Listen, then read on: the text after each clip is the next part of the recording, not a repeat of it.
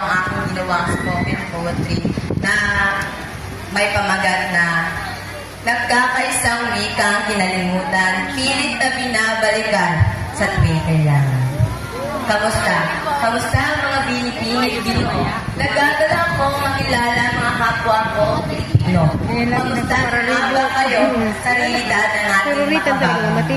Isa ba kayo sa nanatili o isa ba kayo sa nabago?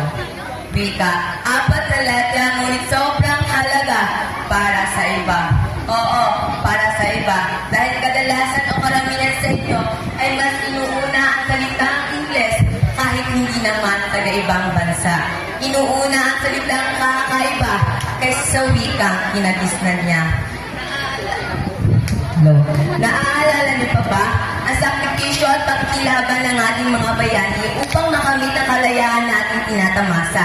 Ang kahalagahan ng wika ng silbing ilaw ng pagkakaisa, pagkakaintindihan at pag-asa na nagbunsod ng kapayapaan sa ating bansa. Nasubukan niyo bang kamustahin ang wikang pinanggalingan mo? Ang pambansang wikang tuluyan mong kinalimutan, hindi pinahalagahan at sadyang naeengganyo sa wikang kakaiba. O di kaya tuwing buwan ng Agosto na lamang siya naaalala.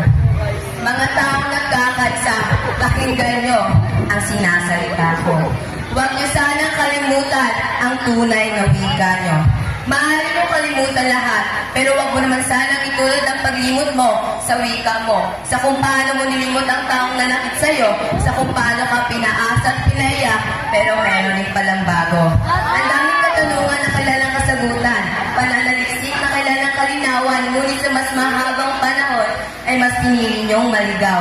Hindi yan ikaw, hindi yan kayo, hindi yan dapat kayo.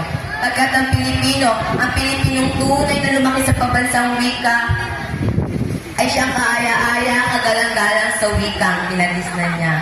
Ayon nga kay Gato Ceresal, hindi marunong lumingon sa kanyang pinanggalingan ay hindi makakarating sa kanyang paroroonan. Kaya kayo, mas pipili niyo bang maligaw? Maraming salamat.